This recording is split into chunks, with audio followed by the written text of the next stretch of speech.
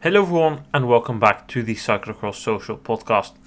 Today we're covering our first double weekend of cyclocross. We'll start off today on Saturday with the Superprestige in Ruddervoorde, the first round of the Superprestige, and with me here to discuss that is Issam. Welcome Issam. Yes, thank you. Let's start by discussing the men's race, with the exception of some under 23s like Jente Michels, Pim Ronhaar and Thibaut Nys. All the main protagonists of this season so far were here in Ruddervoorde.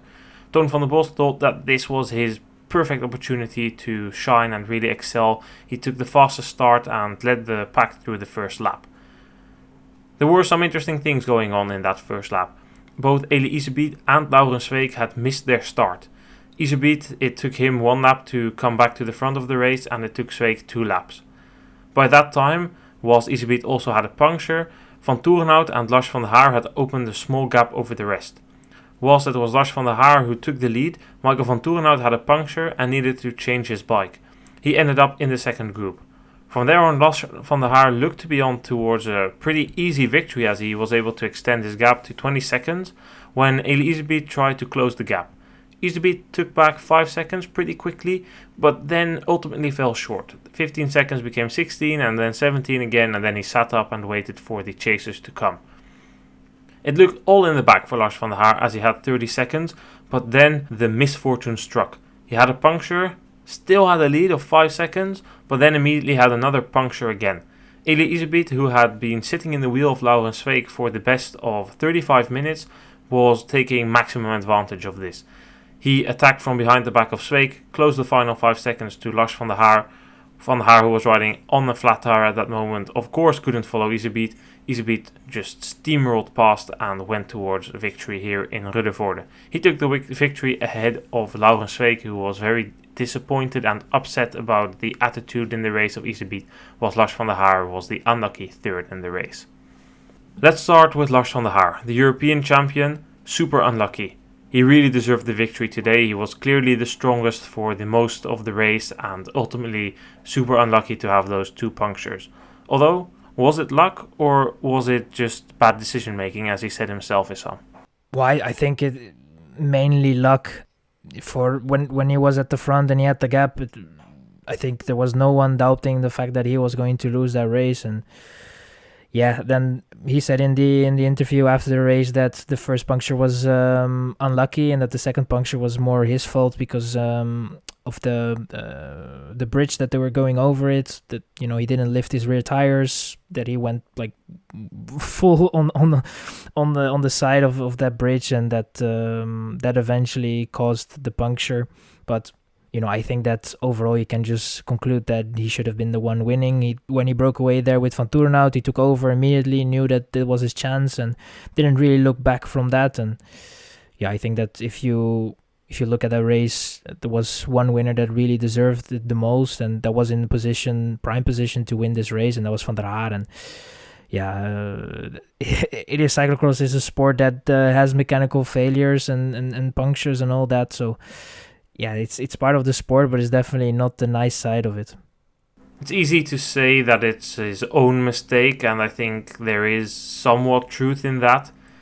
If you know that the edge of that bridge is sharp, you should lift up your back wheel. He said it himself, I should have known it at the second one, and I thought I could still have won if I hadn't had that second puncture.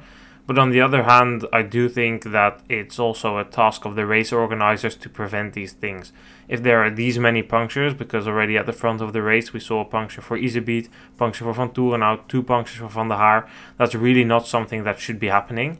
Of course, it's a completely different situation than races like BLS, where there's just rocks in the underground and a surface that's just not appropriate for cyclocross racing.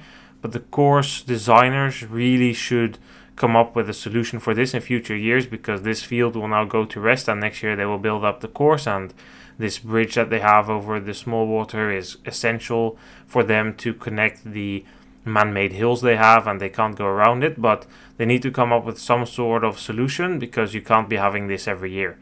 What type of solution? Either rebuild this bridge in the summer. If that's too expensive, they have bigger bridges on the course. They can put one over the water as well, which I think is maybe even more expensive, but that's for the race organizers to decide. They need to prevent this from happening, because ultimately it kind of robbed Van der Haar from... Iserbyt didn't fully deserve the win today because Lars Van der Haar deserved the win, but we can't really hold it against him. You know, when you're racing cross, anything can happen. You can have a puncture, there can be crashes, mechanicals, whatsoever, and he just took maximum advantage of a situation that presented himself to him. So we can't really blame Iserbyt for taking the win in the end. That's more the feeling I have, because some people are very upset about how it happened and the way that he raced, but I just think he took maximum profit from an opportunity. Yeah, you cannot blame him for what he did in the race. When he was in the wheel of Sweeck, and that's probably where the most upset is about, the fact that he was in the wheel of Sweeck, while Sweeck had to pull for 2-3 laps, I think even 4. But he is somebody that has quite a program compared to the others. He wants to win in the World Cup. He wants to do good in the Superprestige, and the XCO trophy is also something that he is aiming for to do well. And then you have to make choices. It was quite clear that he was racing in a way with Maasmechelen and the upcoming races at the back of his head. And when he saw that Van der Haar was gone, he tried, but then realized that it was not going to be possible for him to catch him back, and then made the decision that he was going to race for second. And I think Sweeck definitely had something in his mind that he thought that he could still race for victory, or was hoping on mistakes or mechanicals for Van der Haar, and they came. And that brought Iserbyt right up in the race again. And if you're going to bring him with the last 2 laps to go in a position where he can win, Iserbyt is definitely going to take them. And, that's the finisher he is. That's what we saw today. And I think that only props to him for finishing it off, because there are many riders that would be brought in such a position and would not finish it. So I think that he just did the right thing. And there's not really... you cannot be a fan of it, but at the end of the day, he's the one that won the race. So, yeah. I do understand the frustration of Sweeck. There's nothing more frustrating than doing all the work, riding your heart out the entire race, and then ultimately coming short because somebody profits from your work. It's the typical free rider behavior, and I think that Sweeck and Iserbyt were engaged in a prisoner's dilemma. Iserbyt was not going to work because he was saving energy. Sweeck, if he decides then to not work, both don't win the race, whilst everything can happen in cyclocross. Sweeck eventually makes the decision to go for the, unfavorable decision, because if he races his heart out, tries to keep the gap closed, and something happens to Van der Haar, which all happened, then Iserbyt is the laughing third guy and he takes the win. If he doesn't ride, then Iserbyt and Sweeck will be fighting for that second place still, but they will have riders like Hermans and Van Toeren out there, so it's a very difficult situation to be in. I think Sweeck could have been a bit smarter, he could have saved himself, but on the other hand, the decision to keep pacing and keep some pressure on Van der Haar did somewhat pay off, because if he wouldn't have done that, then he would have had no chance of victory at all. Now he had at least a very small chance once they called Van der Haar. So it's a very tricky situation. I can understand his frustration. I think in that interview that he gave where he said, this is unchampion-like behavior. If you're true champion, you pace. This is very low from 2 teammates. There was definitely some frustration in that's left from him leaving Paul Sauser, departing in a bad relationship with the riders at Paul Sauser. He definitely wasn't happy there. So... yeah, there's definitely some of that frustration left there, and that came out now, so I'm interested to see, because I thought today he was already riding around with a bit of hatred towards them, definitely riding on anger and temper, and I'm interested to see tomorrow. Will we see that carry on in Maasmechelen, and will we see a super aggressive Sweeck that's really determined to finally beat them, or will Iserbyt still be the smartest and profit from the fact that he saved himself today and is a bit fresher tomorrow? I'm interested. What do you think? I just hope that he keeps his cool, to be honest, because I think that today as well, he was frustrated, obviously, first with a bad start. Then when he was in a position that he thought that he could close that gap to Van der Haar, Van Toeren and Iserbyt were not really bothered to do anything. And I think that's really started to ignite his frustration, because he felt that because they were with 2, they should at least put 1, because Van Toeren was not really the best out of the 2. At least Van Toeren should have paced there to make sure that the gap was not growing that fast. And for him, it's just a case of making sure that he keeps his cool, because an opportunity like today, there was no point for him to go all out, other than in a situation what occurred right now. Because I think that if, for example, Van der Haar was actually able to get away and didn't have those 2 punctures, then he would be third. So now he got the maximum, I think, that was achievable in that situation, which was second. But for tomorrow, he just needs to make sure that he is in the right wheels, not be racing with emotions, but racing with the mind, and just be smart, outsmart them, and then there's definitely a chance for him, I think. Let's take a look at the entire top 10 then. Iserbyt taking the win ahead of Laurens Sweeck and Lars van der Haar. 4th place was for Quinten Hermans ahead of Michael van Toerenhout and Toon van der Bos. And then we see the Spanish champion in 7th, Felipe Orts, ahead of Niels van der Putten, Mees Hendricks, and the Swiss champion rounds of the top 10 in the person of Kevin Kuhn. I think today Quinten Hermans put in an okay performance. Maybe not what we would have wanted to see from him.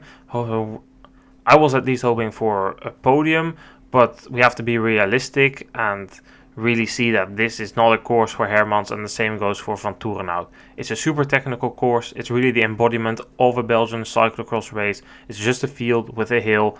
Let's put as many turns in it as possible, some obstacles, and those really are not the courses for Hermans and Van Toerenhout. I even heard it after the race broadcast. I think it was Van Toerenhout who said on the microphone, I just can't keep up with these short guys on the corner sections, so the technical sections that is, and that is really telling. I just think this is not the course for Hermans and Van Toerenhout, and that's why they are 4th and 5th, but nothing too serious. These are riders that need heavy climbing courses or the mud.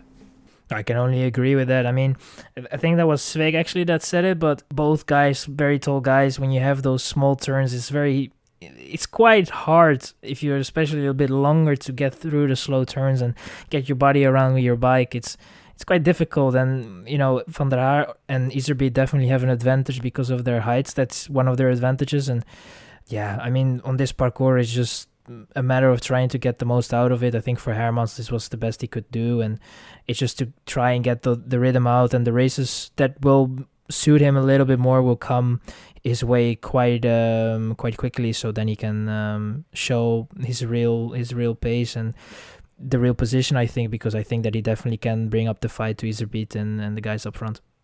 Yeah, these small riders are definitely a bit more viable around the corners, and in general, Iserbyt is a very versatile rider. He can do basically anything. He's good on the climbing courses.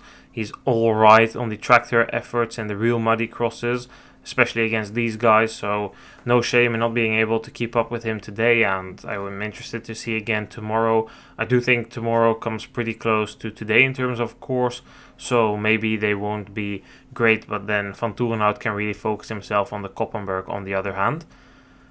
Final on the top 10, I think there were some interesting riders in there. Kuhn and Orts definitely did a nice job today. Kuhn was also doing well last week in Tabor. And also good to see Mees Hendricks getting a top 10 again. He certainly did a good job as well today. Let's go and talk about the women's race then. That was, in my opinion at least, not the most interesting race. We had a couple of names missing at the start line. We won't go into them too long. But the youngsters Vash, Van Anrooy, Van Empel, Pietersen were all prioritizing the World Cup tomorrow in Maasmechelen. Lucinda Brandt, of course, still out with an injury. And Marianne Vos is also racing tomorrow. That meant that this was the perfect opportunity for some other riders to get their first win of the season and really focus on the Superprestige as a classification they want to win. We had the fastest start for Inge van der Heijden, and she really set the tone for what would be a very good race for her there right away. She was drilling it in the first lap and continued to do so in the second lap. She was able to eventually create a situation where she was in a leading group of 3 together with Betsema and Alvarado. Alvarado was on the yo-yo the entire time, on and off the third wheel of the group, and eventually the cord of the yo-yo snapped and she was dropped. That meant that we had Betsema and Van der Heijden, and these two took turns in leading, but most of the time it was Betsema who just tried to drain the legs of Van der Heijden. A very smart tactic on this course. That eventually worked with 1.5 laps to go when the cord for Van der Heijden snapped and Betsema could go on and claim her second victory in Ruddervoorde, as she won here last year as well, and her first win of the season. She's immediately the leader in the Superprestige ahead of Inge van der Heijden and Sein del Carmen Alvarado. It's been quite a while, Issam, for Betsema to win a race this season. Normally we would see her win one of the ETIAS, this year exact crosses. Not this year though, but she said she's working towards the championships unlike past seasons. Do you think that today was really a sign of improvement in terms of form, or was it more benefit of the fact that some riders were missing today? Well, I think it's more a case of the fact that Betsema is, I wouldn't say lucky, but we're missing some key riders, so that really helped her in a way. But I think as well that you could see that there was a tendency that her form was improving, and she was looking better every race in a way, and we saw the line of improvement. So I think it's a combination of both, but it has more to do with the fact that we are missing those key riders, because I think that, would it have played with Van Empel, for example, then it would have ended up the same way we have seen it end up in several races. I think that would just have been the case. I think that Van der Heijden and Alvarado, I think Alvarado was quite disappointing in a way, Vorst even more, to be honest, and Van der Heijden was just having a very good day, and I think that's, overall everybody was more in his place, and probably one of the less exciting races that we had in the women category this season. We'll know more tomorrow when Betsema is racing in the World Cup against Van Empel and Pietersen. We'll know where she really stands. I do think that her form is improving throughout the weeks. We've seen the evidence of that in her results already, but today it's just not really a proper race where you can determine the level of the riders. Too many riders missing, other riders taking it easy with a busy period. We'll really know a lot tomorrow, Koppenberg, and especially at the European Championships. Everyone will want to be fresh there, and we'll know how everybody is doing when we are there. Van der Heijden, I don't think she had a good day today. I think this is just a continuation of the form of this season on a course that is very good for her. I already said it, the course has many corners, and that's something Van der Heijden is good in. These short accelerations, last year she already ended on the podium here as well. I think she was third from the top of my head. This is really a course that suits her, and therefore I also expected her to do well. Still, I do agree with you that it is a disappointing race by Alvarado, who has not been able to fully utilize the momentum she picked up in Waterloo and still looked good in Fayetteville. And the same goes for Vorst. This really would have been a great opportunity for her to win, or at least end second after a couple of third places behind the big names when she was kind of under the radar, because she ended third in Fayetteville and Tabor, and still she was not mentioned at all for this race. People were looking at Betsema and Alvarado, whilst Vorst had a better season so far, but today she wasn't able to utilize on that, so that's very unfortunate for her. I don't know if there's any reason behind it, but again, as I said, it's a busy period. We don't know if this weekend is a priority for her or not. It might be that she did a hard week of training, finishes off with a hard block of racing, then takes rest, and then hopes to be in very good form at the European Championships. Perfectly possible, but we just need to wait and see, and it's definitely shaking up to be interesting, but I want to see more before I really determine the level of the riders. So for now, very boring answer, but I think it's just too soon to tell. Yeah, I mean, I don't really know what was the problem with Vorst, but it looked quite bad from the start. I mean, she was struggling from lap 1, was on a gap and never really was able to get in the race. There were some reports during the broadcast on the Belgian television that her Reckon ride was also quite sweaty and it didn't look great. And maybe that was just of not having a good day. I mean, you cannot expect the riders to have a good day over the season, and I think that was just maybe the case for Vorst. I don't think that the form disappeared out of nowhere, unless there is some illness during the week that we were not aware of or that we haven't heard, and that might have played a role in this. But normally the Vorst that we have seen the last couple of weeks should have been able to bring up the fight to Betsema and actually, in my opinion, even win, but it wasn't the case, and then you have to settle for fourth, see what happened, and maybe we'll know more tomorrow if she's able to pick it up again and be a little bit better, but who knows. Let's look at the entire top 10 then. Behind the 4 Dutch riders Betsema and Van der Heijden, Alvarado and Vorst, we find a Belgian, Mario Norbe Riberolle, ahead of Aniek van Alphen and Sanne Kant. In the back end of the top 10 we find the Spanish rider Lucia González Blanco putting in a very strong performance ahead of Perrine Clauzel and Zoe Backstedt. Couple of performances here that we certainly need to discuss. Let's start by discussing the Belgian duo of Crelan Friestads, Riberolle and Kant. Riberolle is having a bit an up and down season so far. Some very good performances as today. Also some slightly worse performances like 8th in Woerde, which definitely was below her potential. 4th in Ardooy, which also was not ideal, could have been a bit better.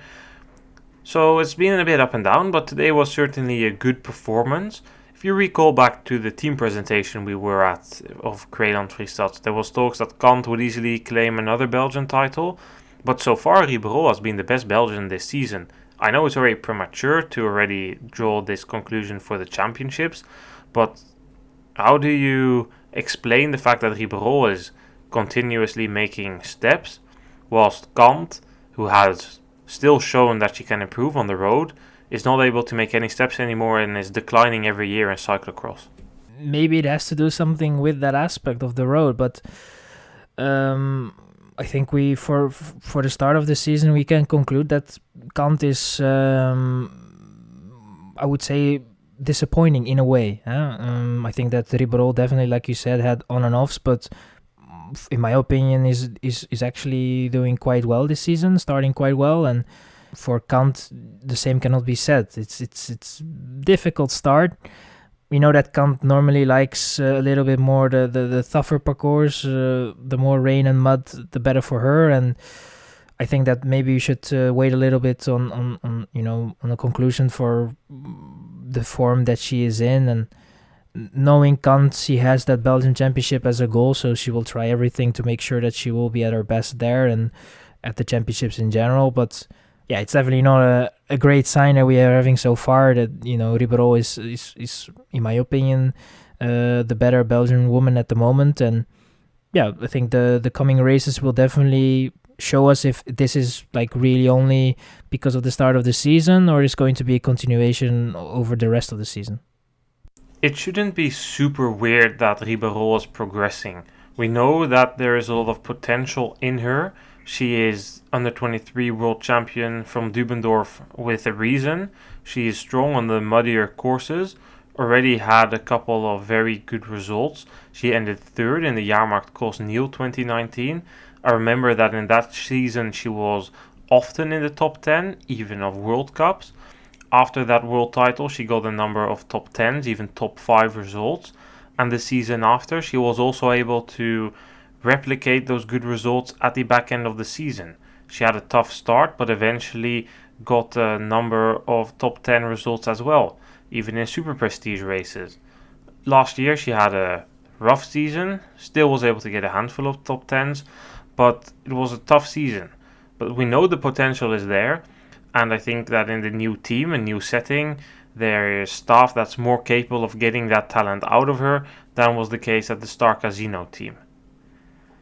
If we look on the other hand at the situation of Sanne Kant, we know that she is still a very strong rider, but maybe more on the road these days. And there's no shame in that, because when you become older, your acceleration diminishes. It becomes worse and worse in a way, and it doesn't have to be terrible, but it's just declining.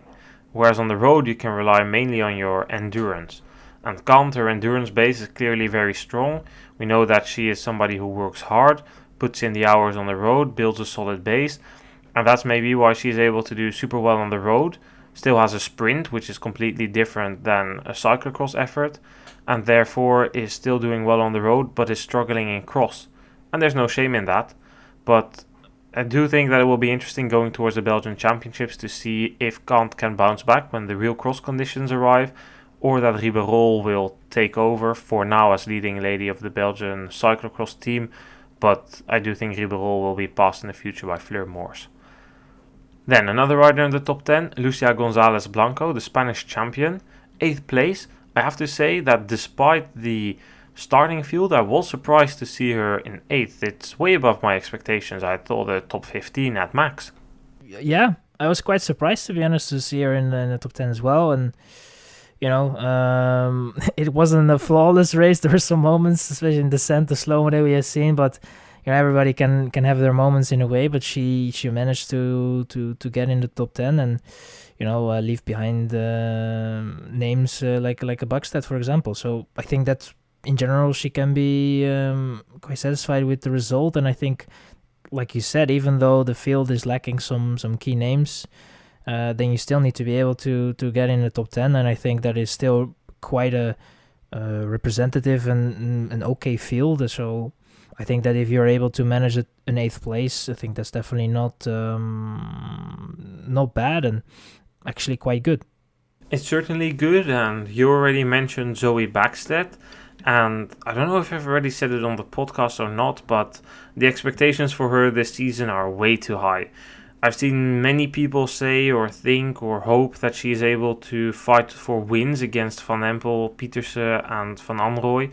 There's just no way that that's possible now. I don't want to discredit Zoe Backstedt because she's obviously a very talented rider. She is multi-talented on the road, has done super well on the track and in cross. But first of all, today is not a course for her, it's way too technical. She's more a power rider. But second of all, the expectations are just too high. Last year she ended 10th here. This year she's 10th again in roughly the same field. I think her level is also roughly the same. I haven't seen all too much improvement so far. These races in France didn't indicate any significant improvement either. And that's fine, that can still come. We know she's had a busy summer and is in a new team now, takes some time to settle. But it's just unrealistic to expect her to immediately be contending with riders who are already 2 or 3 years older than her. And to be honest, I don't think she has that talent in cyclocross as well. I think that Van Empel is just so naturally gifted and perfect for cross. Same goes for Pietersen. And I don't think Backstedt has that talent. Doesn't mean that she will never be able to beat them, because especially on the super muddy courses, really where you need to be a buffle and have the power, then she does have the talent and really has the opportunity to excel. But maybe people should people should expect less from her, because thinking that she'll be able to fight for the win or putting her up in it with names like Brandt or Vos returning to cross, and then it's just way too much. Keep it calm, and if the 3 Dutch women decide to race the World Championships with the elites, she maybe even has a shot at the Under-23 world title. But for now, lay low, not too much pressure, and certainly not too many expectations. Then, to round off this episode of the Cyclocross Social podcast, we are going to take a look at some races in the rest of Europe. There was a race in Poland in Mikolo, and Marek Konrad took the win in the men's race ahead of Simon Vanicek and Jakob Riemann. In the women's race, Pavla Havlikova took the win ahead of Dominika Wodislak, and Nadia Heigl ended 3rd. In Italy, there was also racing. There was the International Cyclocross Breguio, and the men's race was won by Federico Seolin ahead of Samuel Leone and Christian Cominelli. The women's race was won by Sara Casasola ahead of Rebecca Garibaldi and Alice Papo. Issam, thank you once again for being here. That will finish our coverage for Ruddervoorde. Yes, thank you. We speak again tomorrow. Yes, tomorrow for the 4th round of the UCI Cyclocross World Cup in Maasmechelen. See you guys then. Goodbye.